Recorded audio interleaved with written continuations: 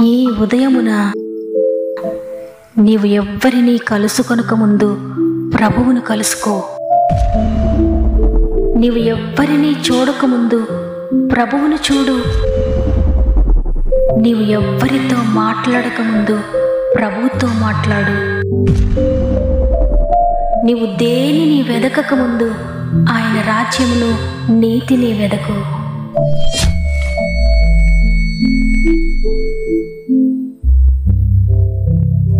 Praise the lord. మరి ఒక నూతన ఉదయాన గాడ్ ఫస్ట్ అనే వాగ్దాన కార్యక్రమానికి మిమ్మల్ని, మీ కుటుంబాలను మరి ఒకసారి ప్రేమతో ఆహ్వానిస్తూ ప్రభు నామంలో నా యొక్క హృదయపూర్వకమైన శుభములు మీ అందరికీ తెలియజేస్తున్నాను. ఈ ఉదయాన్ని మీరందరూ ఎలా ఉన్నారు? మీరంతా బాగున్నారని, దేవుని కృపలో మీరంతా వర్ధిల్లుతూ ఉన్నారని నమ్ముతున్నాను. పరిశుద్ధాత్మ దేవుడు ప్రతిదినం మనతో మాట్లాడుతూ ఉన్నారు. తన శక్తితో నింపుతూ ఉన్నారు, నిరీక్షణతో నింపుతూ ఉన్నారు. ప్రతిరోజు స్వయంగా ప్రభువే నేనున్నానని కొండంత ధైర్యాన్ని ఇస్తూ మనల్ని నడిపిస్తున్నారు. ఇంతగా నిన్ను నన్ను ఆయన ప్రేమిస్తూ ఉన్నాడు. ఇంతగా ప్రేమించే ప్రభువు నీకుండగా భయపడొద్దు ప్రియ చెల్లి, ప్రియ తమ్ముడు. బాధపడొద్దు. మీ హృదయంలో ఒకవేళ దుఃఖం ఉండొచ్చు, బాధ ఉండొచ్చు, కన్నీరు ఉండొచ్చు, ఎన్నో సమస్యలు మీ కుటుంబంలో ఉండి ఉండొచ్చు. అయినప్పటికీ కూడా దేవుని మాట మీద మీరు ఆధారపడండి. ఆయన మాటను మీరు నమ్మినట్లయితే మీ జీవితంలో ఆ మాట నూతన సృష్టి చేస్తుంది. కాబట్టి దేవుని మాట పట్టుకోండి. నూతన అద్భుతాలు మీ జీవితంలో జరిగిస్తుంది. అదేవిధంగా మీలో ఎవరికైనా ప్రార్థన అవసరత ఉంటే తప్పకుండా కామెంట్స్ రూపంలో నాకు తెలియచేయండి. మీ ప్రతి ప్రార్థన అవసరతను ప్రభు సందులో పెడుతున్నాను, ఆయనకు అప్పగిస్తున్నాను. అయితే దేవుడు మీ ప్రార్థన చూస్తున్నాడు. మీరు ప్రార్థనలో పోరాడండి. మీ ప్రతి సమస్యను ఆయన సాల్వ్ చేయబోతున్నాడు. అంతేకాకుండా ఎవరైనా అనారోగ్యంలో, సమస్యల్లో మంచంపై ఉంటే వారికి వాగ్దానాన్ని తప్పక వినిపించండి. వినుట వలన విశ్వాసం కలుగుతుంది. వారి విశ్వాసమే వారిని స్వస్థపరచబోతోంది. సమస్త మహిమ, ఘనత, ప్రభావములు దేవునికి చెల్లునుగాక. ఈరోజు దేవుడు మనకు అనుగ్రహిస్తున్న శ్రేష్టమైన వాగ్దానం యెషయా గ్రంథము 40వ అధ్యాయము 2వ వచనము. ఆమె యుద్ధకాలము సమాప్తమయ్యెను. ఆమేన్. ఈరోజు ఈ వాగ్దానాన్ని వింటున్న ప్రియ సహోదరి, ప్రియ సహోదరుడా, ఈరోజు దేవుడు మీకు చెప్తున్న మాట, మీ యుద్ధకాలము సమాప్తమైంది, భయపడొద్దని. యోబు భక్తుడు చెప్తూ ఉన్నాడు. యోబు గ్రంథము 7వ అధ్యాయము 1వ వచనంలో, భూమి మీద నరుల కాలము యుద్ధకాలము కాదా? వారి దినములు కూలివాని దినముల వంటివి కావా? నిజమే.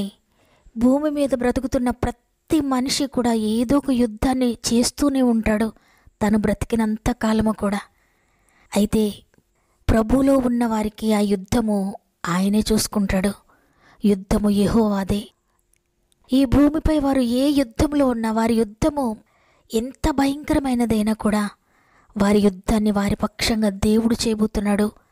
యుద్ధకాలాన్ని సమాప్తం చేయబోతున్నాడు. ఈరోజు ఒకవేళ మీరు అనుకుంటూ ఉన్నారేమో, ఎంతవరకు యుద్ధము, ఇక ఎన్ని సంవత్సరాలు ఇదే స్థితి, ఇదే బాధ, ఇంకెంతకాలము, ఇంకెప్పుడు నాకు విడుదల, ఇంకెప్పుడు ఇంతేనా, నా జీవితంలో ఈ పోరాటంలో ఇక ఎంతకాలం, ఈ శ్రమను, ఈ బాధను, ఈ రోగాన్ని ఇక ఎంతకాలం ఓర్చుకోవాలి, ఇక అలసిపోయాను, విసిగిపోయానని బాధపడుతూ ఉన్నారా?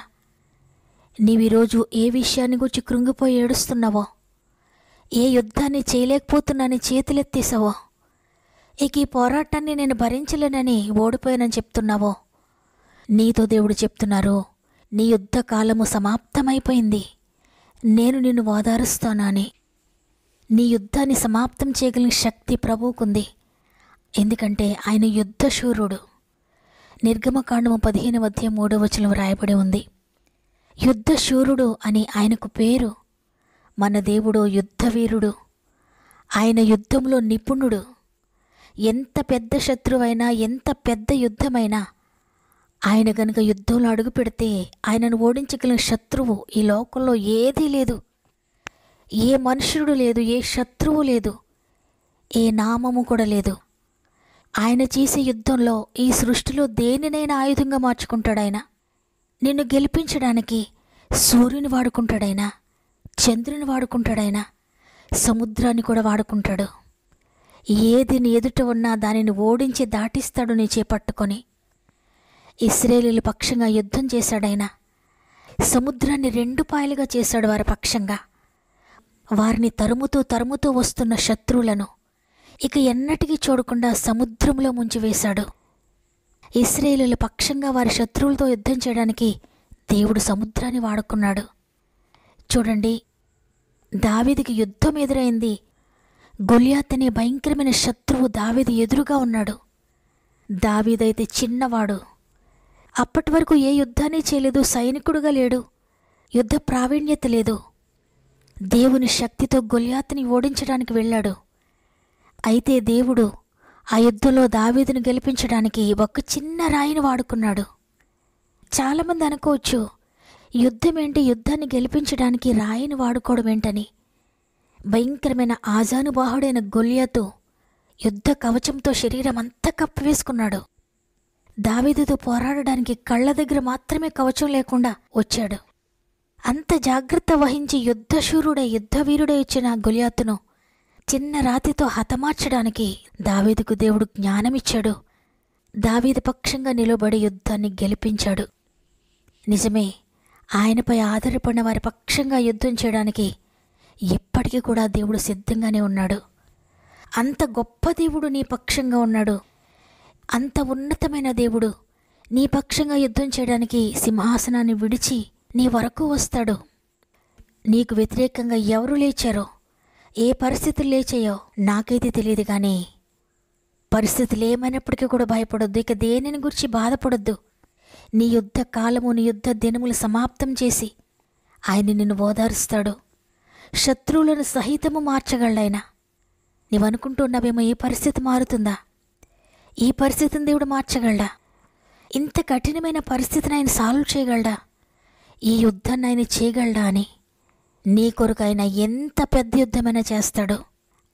ఆయన కొరకు నీవు నమ్మకంగా నిలువబడితే, పరిశుద్ధంగా నిలువబడితే, పవిత్రంగా నిలువబడితే, నీతి కొరకు ఆకలి దప్పిక కలిగి నీతి మార్గంలో నువ్వు నడుస్తూ ఉంటే చాలు, నీ పక్షంగా ఆయన యుద్ధం చేయడానికి సిద్ధంగా ఉన్నాడు. కాబట్టి ఈరోజు ఈ మాటలు వింటున్న ప్రియ సహోదరి, ప్రియ సహోదరుడా, మీ యుద్ధకాలం సమాప్తం చేసే దేవుడు నీకున్నాడు. ఇక ఏ పోరాటం గురించి బాధపడకండి, భయపడకండి. నీ ఎదుట ఏ భయంకరమైన పరిస్థితులున్నా, నీవు ఓడిపోయే పరిస్థితిలో ఉన్నా కూడా భయపడొద్దు. ఎంత చివరికంటూ వెళ్ళిపోయినా ఆయన గెలిపిస్తాడు. ఆనాడు ఇశ్రాయేలీయులు కూడా అదేవిధంగా అనుకున్నారు. భయంకరమైన మహాసముద్రం ఎదురైనప్పుడు, వెనుక ఫరో సైన్యము తరుముతూ ఉన్నప్పుడు, ఇక దిక్కు తోచని స్థితిలో మేమున్నాము. ఎర్ర సముద్రం దాటే శక్తి మనుషులకి ఎవ్వరికీ లేదు, మాకు లేదు. ఇక శత్రువుల చేతిలో పడి మరణించడం ఖాయము అనుకున్నారు. అయితే వారు అనుకోని మార్గంలో సముద్రాన్ని 2 పాయలుగా చేసి వారిని దాటించాడు దేవుడు. ఏ సముద్రమైతే పాయలు చేసి దేవుడు దాటించాడో అదే సముద్రంలో శత్రువులను ముంచివేశాడు. ఈరోజు నీ జీవితంలో కూడా నీకు శత్రువుగా వ్యాధి ఉందా? నీకు శత్రువుగా ఆర్థిక బంధకాలు ఉన్నాయా? నీకు శత్రువుగా నీ కుటుంబమే ఉందా? నీకు శత్రువుగా నీ అజ్ఞానమే ఉందా? నీకు శత్రువుగా నీ పాపమే ఉందా? నీ శరీరమే, నీ శరీర శక్తులే నీకు శత్రువుగా ఉందా? ఎంతమాత్రం భయపడద్దు. నీ కొరకు నీ ప్రతి శత్రువును కూడా అణచివేయడానికి దేవుడు సిద్ధంగా ఉన్నాడు. నీ ప్రతి శత్రువు మీద ఆయన నీకు జయం దయచేయబోతున్నాడు. నీవు యుద్ధం చేయడం వల్ల కాదు, కానీ నీ పక్షంగా ఆయన యుద్ధం చేయబోతున్నాడు. కాబట్టి ఆనాడు మోషే ఏ విధంగా, అయ్యా, ఇన్ని లక్షల మంది ప్రజలను సముద్రాన్ని దాటించే శక్తి నాకు లేదు, నేనైతే ఓడిపోయానయ్యా అని దేవుని వైపు చేతులెత్తాడు. అప్పుడు దేవుడు పూనుకున్నాడు, ఆ యుద్ధాన్ని దేవుడు చేశాడు. అదేవిధంగా ఈరోజు మోషే వలె నీవు కూడా నీ యుద్ధాన్ని దేవుని చేతులకు అప్పగిస్తే, నేను ఓడిపోయానయ్యా, ఈ ఆత్మీయ జీవితంలో ఓడిపోయాను, శారీరకంగా ఓడిపోయాను, మానసికంగా ఓడిపోయాను, అన్ని విషయాలు ఓడిపోయానయ్యా, నేను సరెండర్ అయిపోతే ఆయనకి, తప్పకుండా నీ పక్షంగా ఆయన యుద్ధం చేయడానికి సిద్ధంగా ఉన్నాడు. ఆత్మీయ యుద్ధములో నా అంతరంగములో పోరాడుచున్నాను, పరుగెత్తుచున్నాను. ఆత్మీయ యుద్ధములో నా అంతరంగములో పోరాడుచున్నాను,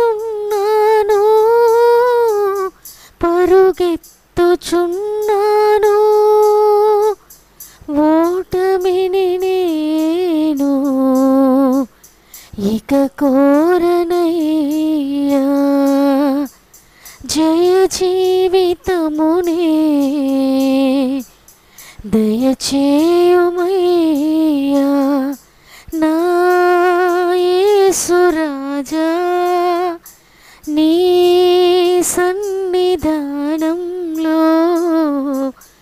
నేనుందు నిశ్చయమే కలకాలమయ్యా,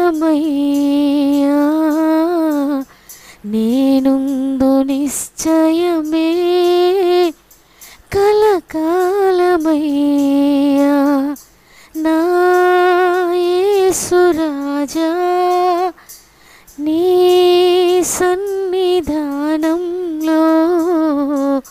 నేనుందు నిశ్చయమే కలకాలమయ్యా, నేనుందు నిశ్చయమే కలకాలమయ్యా. తండ్రి, నీకు వందనాలు. మమ్మల్ని ఎంతగానో ప్రేమించి మరి యొక్క నూతన దినాన్ని ఇచ్చావు. నూతన వాగ్దానంతో మమ్మల్ని బలపరిచారు. ఈ మాటలు వింటున్న ప్రతి ఒక్కరు వారి జీవితంలో ఏదో ఒక యుద్ధంలో ఉన్నారని మీరు చూచారయ్యా. అందుకే ఈరోజు మాట్లాడారు, నీ యుద్ధ కాలం సమాప్తం చేస్తున్నానని. తండ్రి, ప్రతి జీవితంలో ఉన్న ప్రతి యుద్ధాన్ని మీరు సమాప్తం చేస్తున్నందుకు వందనాలు. ప్రతి జీవితంలో ఉన్న ప్రతి పోరాటం నుండి విడుదల కలిగిస్తున్నందుకు వందనాలు. ప్రతి జీవితంలో ఉన్న ప్రతి కన్నీటి పరిస్థితి నుండి విడుదలిచ్చినందుకు వందనాలు. అయ్యా, ఆత్మీయంగా ఎంతమంది పోరాడుతున్నారో, పాపంతో ఎంతమంది పోరాడుతున్నారో, వ్యసనాలతో ఎంతమంది పోరాడుతున్నారో, పరిశుద్ధ జీవితం కొరకు ఎంతమంది పోరాడుతున్నారో, నేను దేవుని మార్గంలో నడవాలి, దేవుని కొరకు నమ్మకంగా జీవించాలని ఎంతమంది పోరాడుతున్నారో, ప్రతి ఒక్కరిని గెలిపించండి తండ్రి. ఎంతమంది హృదయపూర్వకంగా పోరాడుతున్నారో, రక్తము కారునంతగా పాపంతో పోరాడుతున్నారో జయమివ్వండి అయ్యా. వారి శక్తితో ఓడిపోయి ఉండొచ్చు, నీ పరలోకపు శక్తినివ్వండి. ఎంతమంది ఆర్థిక విషయాలతో పోరాడుతున్నారో గెలిపించండి అయ్యా. ఎంతమంది వ్యాధితో పోరాడుతున్నారో గెలిపించండి అయ్యా. ఎంతమంది రక్షణ లేని కుటుంబీకులతో పోరాడుతున్నారో గెలిపించండి అయ్యా. ఎంతమంది చీకటి శక్తులతో పోరాడుతున్నారో గెలిపించండి తండ్రి. ఎంతమంది ఉద్యోగ పరిస్థితుల్లో పోరాటంలో ఉన్నారో గెలిపించండి అయ్యా. ఎంతమంది వ్యాపార విషయంలో, చేతి పనుల విషయంలో, వ్యవసాయ విషయంలో, ఇక దేని విషయంలో పోరాటంలో ఉన్నారో గెలిపిస్తున్నందుకు వందనాలు తండ్రి. ఈ దినం ప్రారంభిస్తూ ఉండగా ఈరోజంతా మా ఆత్మీయ కుటుంబానికి తోడుగా ఉండి ప్రతి యుద్ధాన్ని దాటిస్తున్నారని నమ్మ నీకు స్తుతులు చెల్లిస్తూ యేసయ్య పరిశుద్ధమైన నామములు అడిగి వేడుకుంటున్నాను తండ్రి. ఆమేన్. మీరు ఏ యుద్ధంలో ఉన్నా యుద్ధశూరుడైన దేవుని చేతిలో మీ యుద్ధాన్ని పెట్టండి, జయము పొందుకోండి. దేవుడు నాతో మాట్లాడాడన్న వారందరూ కూడా ఆమెనని కామెంట్ చేయండి. వాగ్దాన్ని తప్పక లైక్ చేయండి. మీకు తెలిసిన వారందరికీ షేర్ చేయండి. షేర్ చేస్తున్న మిమ్మల్ని, మీ కుటుంబాల్లో దేవుడు దీవించి ఆశీర్వదించును గాక.